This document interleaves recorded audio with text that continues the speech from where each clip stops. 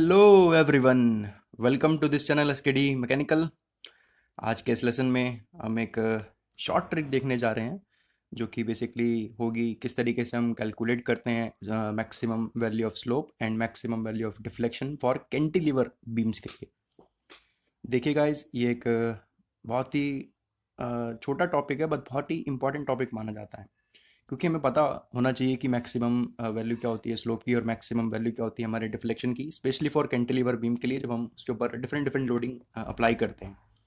तो आज मैं उसका डेरिवेशन नहीं बताऊंगा, आज मैं सिर्फ ये बताऊंगा कि आप उसको किस तरीके से याद करके रख सकते हैं। क्योंकि होता क्या है, उन जो डायरेक्ट रिजल्ट्स हमें मिलते हैं डिराइव करने के बाद, तो उनको हम यूज़ करते हैं, प्रैक्टिकली उनको हम यूज़ करते हैं जब हमें एक कॉम्प्लिकेटेड क्वेश्चन दिया होता है, या फिर कभी कभी ऐसे एग्जामिनेशंस भी होते हैं जिसमें आपको डायरेक्ट वो दे दिया जाता है एक पर्टिकुलर क्वेश्चन, और सेम आपको पूछा जाता है कि आपको पता लगाना होता है कि मैक्सिमम वैल्यू क्या रहेगी हमारे स्लोप की और मैक्सिमम वैल्यू क्या रहेगी हमारे डिफ्लेक्शन के लिए। तो आज हमें बेसिकली ये देखना है कि मैक्सिमम वैल्यू ऑफ स्लोप और मैक्सिमम वैल्यू ऑफ डिफ्लेक्शन हम किस तरीके से कैलकुलेट कर सकते हैं, specially for a cantilever beam के लिए। ओके, तो अगर मैं आपको बताऊं कि मैक्सिमम वैल्यू ऑफ स्लोप और मैक्सिमम डिफ्लेक्शन, तो मैं कैंटिलीवर बीम के बेसिकली चार केसेस डिस्कस करूंगा, और उन चार केसेस में मैं अलग अलग लोडिंग कंडीशन अप्लाई करूंगा और उनके कुछ रिजल्ट आएंगे। अच्छा, मैं आपको एक चीज़ बता दूं कि स्लोप जो होता है बेसिकली, इस स्लोप को हम रोटेशन भी बोला करते हैं। So this particular slope is also called as rotation, जिसको हम रिप्रेजेंट करते हैं थीटा सिंबल से। Then we have deflection. So this particular deflection is generally represented by symbol delta। इससे हम रिप्रेजेंट करते हैं, या फिर कई बुक्स में इसको y से भी रिप्रेजेंट किया जाता है। तो हमें बेसिकली ये पता करना है कि मैक्सिमम वैल्यू क्या रहेगी हमारे स्लोप की और मैक्सिमम वैल्यू क्या रहेगी हमारे डिफ्लेक्शन की in different different cases for the cantilever beam के लिए। बात करें अगर हम कैंटिलीवर बीम की, तो कैंटिलीवर बीम हमारी कुछ इस तरीके से होती है। उसका एक एंड होता है फिक्स और एक एंड होता है फ्री। तो ये उसका एक एंड है, दैट इज फिक्स्ड एंड दूसरा एंड जो होता है फ्री एंड होता है। This particular beam is called as cantilever beam. ये कुछ बेसिक्स है जो आपको हेल्प करेंगे जब मैं पूरे एक्सप्रेशंस को लिखूंगा। तो ये मेरी कैंटिलीवर बीम हो गई, ठीक है। इसका एक हैंड हमने कर दिया फिक्स और एक हैंड है मेरा free. This is known as the cantilever beam. अब इसके ऊपर हम क्या कर सकते हैं, अलग अलग लोड अप्लाई कर सकते हैं। That particular loading condition can be anything. The load can be applied at fixed and P. तो ये भी एक टाइप की लोडिंग कंडीशन है कि हमने एक पॉइंट लोड लिया और उसको अप्लाई कर दिया कहाँ पर, फ्री एंड के ऊपर, कैंटिलीवर बीम के। दूसरे केस में ऐसा भी हो सकता है कि हमें एक यूनिफॉर्मली डिस्ट्रीब्यूटेड लोड दिया हो, जिसकी इंटेंसिटी हमें दे रखी हो W in newton per metre और इन किलो न्यूटन पर मीटर। तो ये एक टाइप का यूनिफॉर्मली डिस्ट्रीब्यूटेड लोड है which is distributed through out the length of the cantilever beam. Similarly अगर मैं आपको एक लोडिंग कंडीशन और बताऊं, तो ये मैं दूसरी भी बना लेता हूँ। ये मेरी हो गई एक कैंटिलीवर बीम जिसका हमने एक एंड कर दिया फिक्स और एक एंड हमने कर रखा है फ्री। तो एक, जैसे कि अगर इसके ऊपर यूनिफॉर्मली वेरिंग लोड एक्ट कर रहा हो, यूनिफॉर्मली वेरिंग लोड का मतलब होता है कि वो यूनिफॉर्मली वेरी कर रहा होता है एक पर्टिकुलर रिलेशन के साथ। और मैं बता रहा हूँ कि यूनिफॉर्मली वेरिंग लोड कुछ इस तरीके से है, such that its maximum intensity at the fixed end and zero eight the free end of the cantilever beam. यानी कि इसकी मैक्सिमम इंटेंसिटी है फिक्स्ड एंड पर, और दूसरे एंड की बात करें जो कि ज़ीरो वाला एंड है, तो वहाँ पर जो वैल्यू दे रखी है वो दे रखी है मुझे ज़ीरो। तो मैक्सिमम ये हो सकता है मेरा डब्लू। अगेन इसकी जो यूनिट रहेगी वो न्यूटन पर मीटर और किलो न्यूटन पर मीटर रह सकती है, वो डिपेंड करेगा हमारे प्रॉब्लम के according. Okay, and again we have again different loading condition, that is concentrated movement. तो ये भी एक टाइप का लोड है जो हम अप्लाई कर सकते हैं हमारी कैंटिलीवर बीम के ऊपर। तो यही बेसिकली चार टाइप की लोडिंग कंडीशंस हैं जो मैं आपको बताऊंगा। इनके फार्मूलाज हम किस तरीके से याद कर सकते हैं, बहुत इंपॉर्टेंट फार्मूलाज है, और उनका डेरिवेशन मैं अभी नहीं बताऊंगा। मैं सिर्फ आपको ये बताऊंगा एक शॉर्ट ट्रिक, उस शॉर्ट ट्रिक की हेल्प से आप किस तरीके से याद करके रख सकते हैं उन फार्मूलाज को इंपॉर्टेंट स्लोप के लिए और डिफ्लेक्शन के लिए। तो उसमें हम देखेंगे मैक्सिमम स्लोप और मैक्सिमम डिफ्लेक्शन को। तो वो बताने से पहले मैं आपको बताऊंगा कि एक बेस जो आपको तैयार करना है, तो सिंपल आपको एक चीज़ याद रखनी है, खासकर कैंटिलीवर बीम बीम के लिए मैं डिस्कस करूंगा कि कैंटिलीवर बीम के अंदर आपको जो पॉइंट लोड वाली कंडीशन है वो आपको याद होनी चाहिए। तो पॉइंट लोड वाली कंडीशन हमारी कैसी है? This is our fixed end and this is our free end of the cantilever beam, and we are supposing that a point load of intensity W is applied at the free end of the cantilever beam. अच्छा, यहाँ पर हमें एक चीज़ और assume करनी पड़ेगी, that is length of the cantilever beam. So assuming length of the cantilever to be L, इसका हम मान लेते हैं यंग्स मॉडुलस ऑफ इलास्टिसिटी, तो उसका कुछ यंग्स मॉडुलस ऑफ इलास्टिसिटी होगा, वो मान लेते हैं हम E के इक्वल, और उसका कुछ मोमेंट ऑफ इनर्शिया होगा, वो मान लेते हैं I के इक्वल। ओके, तो ये हुआ मेरा एक जनरल एग्जांपल जिसमें ये पर्टिकुलर देखना पड़ेगा कि मैक्सिमम स्लोप की वैल्यू क्या होती है और मैक्सिमम डिफ्लेक्शन की वैल्यू क्या होती है। एक चीज़ और मैं आपको बता देता हूँ कि जब भी कैंटिलीवर बीम की बात होती है, सो इररिस्पेक्टिव ऑफ द लोडिंग, यानी कि लोडिंग हमारी कुछ भी हो, चाहे वो मेरा एक पॉइंट लोड हो, यूनिफॉर्मली डिस्ट्रीब्यूटेड लोड हो, चाहे कंसनट्रेटेड मोमेंट हो, चाहे यूनिफॉर्मली वेरिंग लोड हो, कैंटिलीवर बीम के केस में जो आपको मैक्सिमम स्लोप होता है और जो आपका मैक्सिमम डिफ्लेक्शन होता है, so the value of maximum slope and the value of maximum deflection will occur at the free end of the cantilever beam, and this is irrespective of the loading. तो maximum slope हो चाहे maximum deflection हो, वो आपको free and पे ही देखने को मिलेगा कैंटिलीवर बीम की, and it is totally irrespective of the type of loading which we have applied, totally irrespective of the type of the loading, यानी कि इससे कोई फर्क नहीं पड़ेगा चाहे हमने पॉइंट लोड अप्लाई किया हो, चाहे हमने यूनिफॉर्मली डिस्ट्रीब्यूटेड अप्लाई किया हो, चाहे यूनिफॉर्मली वेयरिंग लोड हो, चाहे कंसंट्रेटेड मूवमेंट हो, या फिर और भी कोई दूसरे टाइप का लोड क्यों ना अप्लाई किया हो, मैक्सिमम स्लोप भी फ्री एंड पर होगा, और मैक्सिमम डिफ्लेक्शन भी मुझे फ्री एंड पे देखने को मिलेगा कैंटिलीवर बीम के लिए। तो मैं बता रहा था जो जनरल चीज़ वो आपको जो आपको याद रखनी है।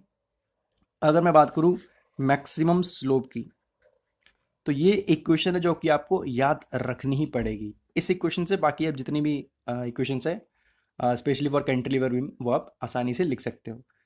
तो ये मेरा पी लोड है, तो ये हमने लिखा पी, ये मेरी length of the cantilever beam, तो हम लिखेंगे एल स्क्वायर, और ये जो हमने स्क्वायर करा है इसको हम डायरेक्टली नीचे उतार देंगे, ये हमने उतारा 2, और ये आया ई, और ये आया आई के equal. Okay, so this is the general, या फिर बात करें जो आपको याद रखना है वो ये है कि जब भी कैंटिलीवर बीम मुझे दी होगी जिसका एक एंड फिक्स है एक एंड फ्री है, और मैंने पी लोड अप्लाई करा कहाँ पर, फ्री एंड के ऊपर कैंटिलीवर बीम के, तो उसका जो मैक्सिमम स्लोप होता है वो होता है मेरा P L square by 2 EI। सबसे पहले मैंने लोड लिखा पी को, फिर जो भी लेंथ दे रखी थी कैंटिलीवर बीम वो, इसका स्क्वायर, ये जो मैंने स्क्वायर किया है इसी स्क्वायर को मैंने उतार लिया नीचे, तो ये हो जाएगा मेरा 2, ये हो जाएगा मेरा ई, और ये हो जाएगा मेरा आई के इक्वल। अब मैं बात करूं कि what is the maximum value of the deflection, तो अगर मुझे देखना होगा कि मेरी मैक्सिमम वैल्यू क्या रहेगी डिफ्लेक्शन के लिए इन case of the cantilever beam.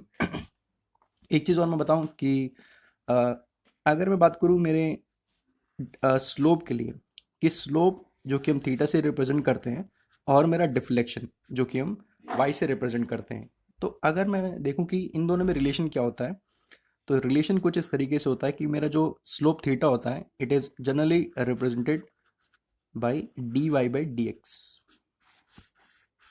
तो ये एक सिंपल रिलेशनशिप है between the slope and deflection. तो अगर मैं इसको यहाँ भेज दूँ और फिर इंटीग्रेट करूँ, तो मैं देख सकता हूँ कि जो भी ऑर्डर होगा मेरे स्लोप का उससे एक ऑर्डर ज़्यादा मेरा डिफ्लेक्शन का रहेगा। तो स्लोप में मेरा टर्म जो आ रहा था 2 का वो आएगा 3 का। तो यहाँ पर अगर मैं देखना चाहूँ what is the value of the maximum deflection, so it will be equal to P, then we will write L cube, क्योंकि यहाँ तो स्क्वायर था एक ऑर्डर ज़्यादा हो जाएगा तो हम लिखेंगे एल क्यूब। ये जो मैंने क्यूब करा है इसी को मैं उतारूंगा नीचे की तरफ, वी विल राइट 3EI के इक्वल। ओके, सो ये मैंने लिखा maximum value of slope, maximum value of deflection, only for cantilever beam के लिए रिलेशन वैलिड है। तब कौन सी लोडिंग कंडीशन के लिए? When a point load of intensity P है, किसी भी इंटेंसिटी का होता है, which is applied at the free end of the cantilever beam के लिए। तो ये मेरा मैक्सिमम स्लोप रहेगा P L square by two E I, और ये रहेगा मेरा maximum deflection which will be equal to P L cube by three E I के इक्वल। तो आपको ये रिलेशन याद रखना है, क्योंकि इसी रिलेशन की हेल्प से हम आगे के रिलेशन डेवलप करेंगे। और ये जो आपको रिलेशनशिप है between the slope and between the deflection, ये आपको मालूम होना चाहिए। तो हम देख सकते हैं थीटा होता है मेरा d y by d x, तो जो भी ऑर्डर होगा मेरे स्लोप का, डिफ्लेक्शन का ऑर्डर जो आएगा वो उस स्लोप से हमेशा एक ज़्यादा आएगा। तो अगर मेरा स्लोप था सेकंड ऑर्डर का, तो मुझे जो डिफ्लेक्शन देखने को मिलेगा वो मुझे मिलेगा थर्ड ऑर्डर का, क्योंकि एक ज़्यादा होगा उससे। ओके, तो ये हुआ एक कॉन्सेप्ट जो कि आगे यूज़ होने वाला है, जो हम रिलेशंस लिखेंगे। अब बात करें हम इसकी बात कर लेते हैं, दूसरा केस जो कि हमारा, this is our cantilever beam. इसका एक एंड हमने कर रखा है फिक्स और एक एंड हमने कर रखा है फ्री, और ये हमने लगा रखा है यूनिफॉर्मली डिस्ट्रीब्यूटेड लोड। इसकी इंटेंसिटी मैंने मानी है W in kilo newton per metre, और it can mean newton per metre also. तो मान लेते हैं यहाँ पर हम लेंथ वही कैंटिलीवर बीम की एल, इसका Young's modulus E, moment of inertia I. तो इस केस में हम कैसे लिखेंगे अगर हम देखना चाहें तो? इस केस में अगर बात करें, जब हमें कैंटिलीवर बीम दे रखी होगी, एक एंड फिक्स है एक एंड फ्री है, और थ्रू आउट द लेंथ हमारा यूनिफॉर्मली डिस्ट्रीब्यूटेड लोड एक्ट कर रहा है जिसकी इंटेंसिटी डब्ल्यू है। तो अगर हम इसको ध्यान से देखें, इसकी जो यूनिट है वो यूनिट है हमारी किलो न्यूटन पर मीटर। यानी कि ये जो लोड दे रखा है ये मुझे पर मीटर लेंथ के लिए दे रखा है। मुझे पता करना है कि टोटल लेंथ में कितना लोड एक्ट कर रहा है, तो मुझे क्या करना पड़ेगा? लेंथ से मल्टीप्लाई करना पड़ेगा। ठीक है, तो यही मेरा कॉन्सेप्ट है इसके अंदर। अ, जो मेरा मैक्सिमम स्लोप का फॉर्मूला था in case of cantilever beam, जब पॉइंट लोड ऐड करता है फिक्स एंड पर, P L square by two E I. यहाँ पर ये जो मेरा पी था ये क्या था? टोटल लोड, या फिर बोले what ever point load which is acting at the free end of the cantilever beam. तो यहाँ पर अगर मैं देखें, ये मेरा जो यूनिफॉर्मली डिस्ट्रीब्यूटेड लोड है इसकी इंटेंसिटी है इन किलो न्यूटन पर मीटर, पर मुझे चाहिए इन टर्म्स ऑफ लोड के टर्म्स में, तो एक एल से मैं मल्टीप्लाई करूंगा। यानी कि जो टोटल लोड ऐड करेगा वो होगा मेरे पास लोडिंग की जो भी इंटेंसिटी मुझे दे रखी है डब्ल्यू, और जिस भी लेंथ में वो एक्ट कर रहा है, यहाँ पर एल लेंथ में एक्ट कर रहा है, सो it will B W L. तो जब भी हम मैक्सिमम स्लोप कैलकुलेट करेंगे और मैक्सिमम डिफ्लेक्शन कैलकुलेट करेंगे, तो यहाँ पर एक एल, ये हम देख सकते हैं एक एल जो यहाँ पर इंक्रीज हुआ है वो इसी कारण हुआ है। तो एक एल यहाँ पर जैसे एल स्क्वायर था, तो यहाँ पर एक एल इंक्रीज हो जाएगा ऑटोमेटिकली जब हम मैक्सिमम स्लोप लिखेंगे। ओके, मैं आगे बताऊंगा किस तरीके से लिखेंगे। मैं आपको बस ये बता रहा हूँ कि एक एल जो है वो इंक्रीज होगा, वो किस वजह से होगा? वो इस वजह से होगा क्योंकि ये जो लोडिंग इंटेंसिटी हमें दे रखी है, ये दे रखी है पर यूनिट मीटर के लिए या फिर पर यूनिट लेंथ के लिए। अगर टोटल लेंथ के लिए चाहिए तो एक एल को मल्टीप्लाई करना पड़ेगा, तब ये जो लोड है मेरा किलो न्यूटन में कैलकुलेट होकर आएगा। तो एक एल से जब हम मल्टीप्लाई करेंगे, इसीलिए जो मैक्सिमम स्लोप हम लिखते हैं वहाँ पर एक एल ऑटोमेटिकली इंक्रीज हो चुका होता है। ओके, तो अगर मैं बता ही दूँ आपको maximum slope in this particular case, तो ये मेरा था स्मॉल डब्ल्यू जो कि लोडिंग की इंटेंसिटी थी। एल स्क्वायर तो आना था, ये तो हमें याद रखना ही है, P L square by two E I in case of point load. पर इसके अंदर क्या हुआ, एक एल और इंक्रीज होगा, तो यहाँ पर क्या होगा मेरे पास स्मॉल डब्ल्यू एल क्यूब। ये जो क्यूब है इसी को बस नीचे उतार देना, यानी कि जो 3 नंबर आया इसी को नीचे उतारा, बाकी एज इट इज लिख दिया। So this will be the maximum slope in case of a cantilever beam when a uniformly distributed load of intensity W is acting throughout the length of the cantilever beam. Now if you want to write maximum deflection, अगर मुझे पता करना हो maximum deflection कितना है, तो हम जानते हैं इस रिलेशन की हेल्प से कि डिफ्लेक्शन जो होता है वो एक ऑर्डर ज़्यादा होता है हमारा स्लोप से। तो अगर मेरा मैक्सिमम स्लोप थर्ड ऑर्डर का है तो डिफ्लेक्शन में क्या आएगा? एल की पावर 4 आएगा। तो लिख लेते हैं, ये होगा स्मॉल डब्ल्यू और ये होगा एल की पावर 4। ये जो मैंने 4 ऊपर लिखा है इसी को हम नीचे उतार देंगे, सो it will B small W L की पावर 4/4 ई आई के इक्वल। ओके, अब एक केस रखते हैं मोमेंट का। तो मोमेंट का भी हम समझ लेते हैं कि मोमेंट को हम किस तरीके से लिखा करते हैं. So again we are considering a cantilever beam. एक एंड मैंने कर दिया फिक्स, एक एंड है मेरा free. Now at the free end of the cantilever beam we are applying concentrated moment, जिसकी इंटेंसिटी मुझे दे रखी है m. Okay, in this particular case again we have a length of cantilever beam L, इसका Young's modulus E, इसका moment of inertia I हमें दे रखा है. We have to find the maximum slope and maximum deflection in this particular case. अगर हम ध्यान से देखें इस मोमेंट को कि मोमेंट एक्चुअली में क्या होता है. हम जानते हैं मोमेंट फ्रॉम फिजिक्स या फिर बोले मैकेनिक्स से. Moment is simply defined as force into distance, या फिर बोले पर्टिकुलरली डिफाइन कर ले, so it is perpendicular distance. तो ये बेसिकली हमारा होता है moment, which is defined as the force into perpendicular distance. यानी कि जब हम फोर्स को परपेंडिकुलर डिस्टेंस से मल्टीप्लाई करेंगे तब हमें पता चलता है मोमेंट क्या है. हमने देखा था मैक्सिमम स्लोप का फॉर्मूला जब पॉइंट लोड लगता था P L square by 2EI. अगर मैं इसी में कन्वर्ट करने की कोशिश करूँ कि यहीं से मुझे मोमेंट पता चल जाए, तो ये तो मेरा P था. एल स्क्वायर को मैं लिख सकता हूँ L into L by 2EI. तो फोर्स इंटू डिस्टेंस, तो ये जो टर्म है बेसिकली यही मेरा मोमेंट को स्पेसिफाई कर रहा होगा. तो बेसिकली मैं आपको ये बताना चाहता हूँ कि जब भी कंसंट्रेटेड मोमेंट दे रखा होगा तो ऑटोमेटिकली एक एल जो है वो कम हो जाएगा मैक्सिमम स्लोप के फॉर्मूले में. जबकि यूनिफॉर्मली डिस्ट्रीब्यूटेड लोड में वो जो एल था हमारा बढ़ चुका था. मोमेंट में कम इसलिए हुआ क्योंकि मोमेंट की डेफिनेशन ही यही है, फोर्स इनटू परपेंडिकुलर डिस्टेंस. तो यहाँ से एक एल ऑटोमेटिकली कम होगा.